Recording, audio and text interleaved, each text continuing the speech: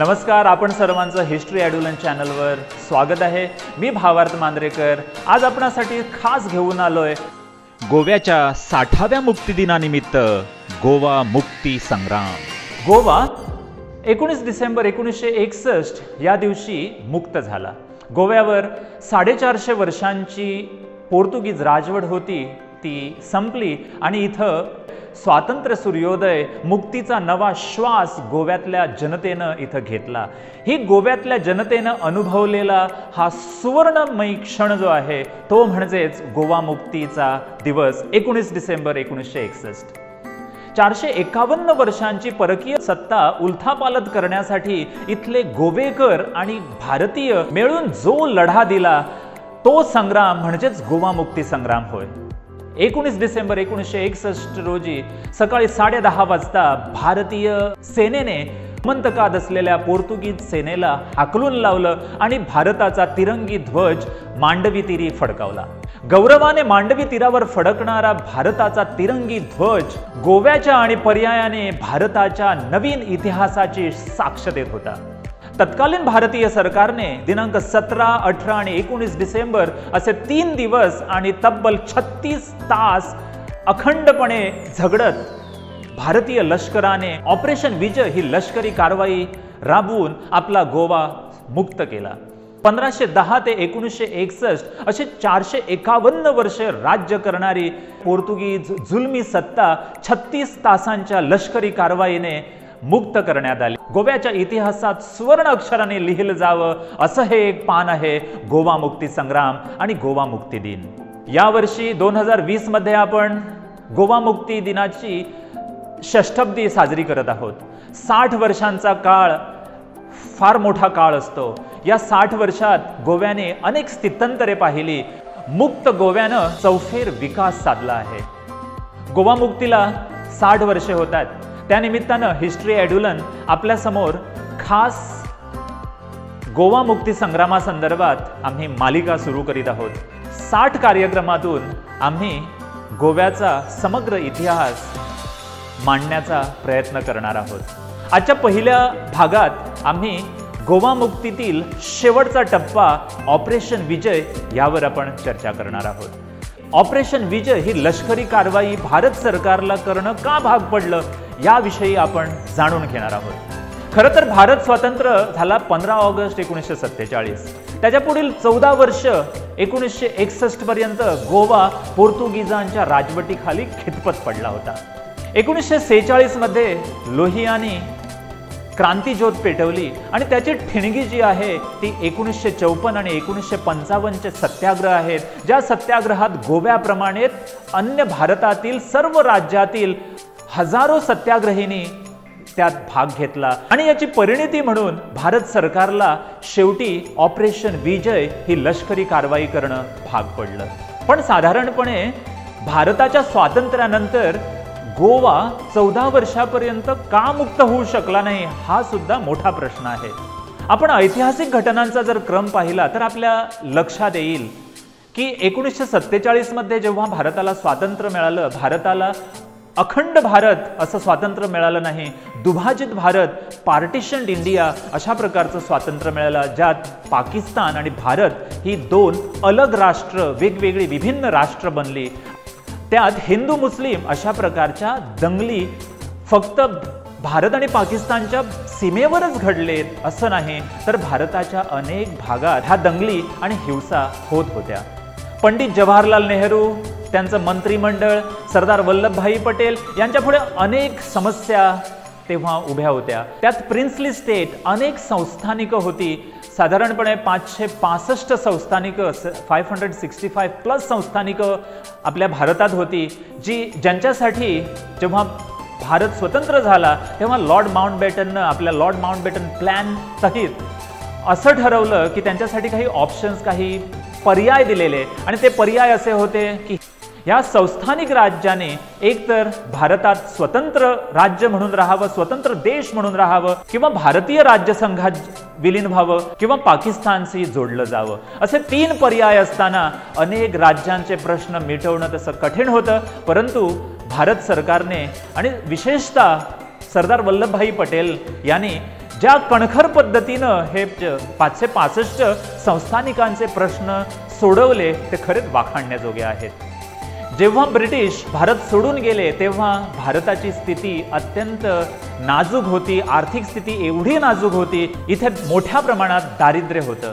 या गरीब लोकांचं पुनर्वसन करणं, त्यांना रोजीरोटी मिळवून देणं, त्यांना रोजगार मिळवून देणं, ज्या दंगली होत होत्या त्या दंगली मिटवणं, शांतता प्रस्थापित करणं, अशा अनेक समस्यांच्या गर्तेत भारताचं केंद्र सरकार तेव्हा अडकलं होतं.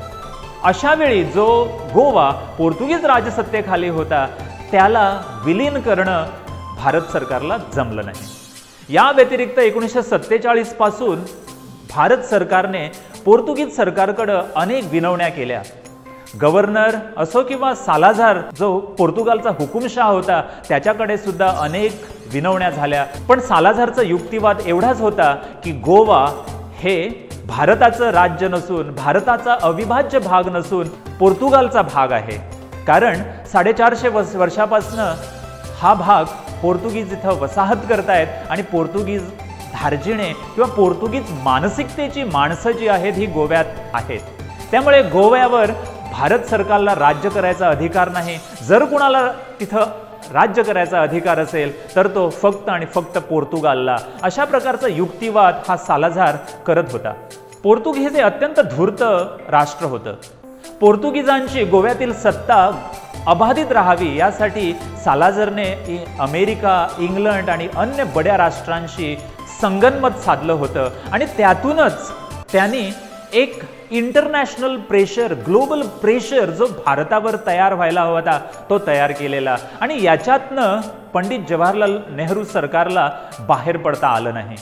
1955 मध्ये नेहरू सरकारने गोव्यावर इकॉनॉमिक ब्लॉकेड लादलं.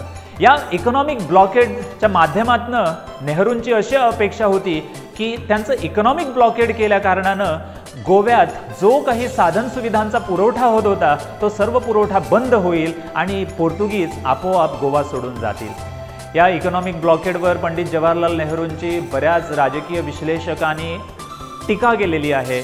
तसेच गोव्याला मुक्त करण्याकडे पंडित जवाहरलाल नेहरूंचं दुर्लक्ष झालं असाही त्यांच्यावर आरोप केला जातोय. पण आपण सारासार विवेकबुद्धीनं इथं दोन्ही बाजू समजून घेणार आहोत. पंडित नेहरू खरोखरच गोव्याचं भारतात विलिनीकरण होण्यासाठी जबाबदार होते का? या एकंदरीत परिस्थितीनुसार ह्या घडामोडी गोव्यात आणि भारतात होत होत्या.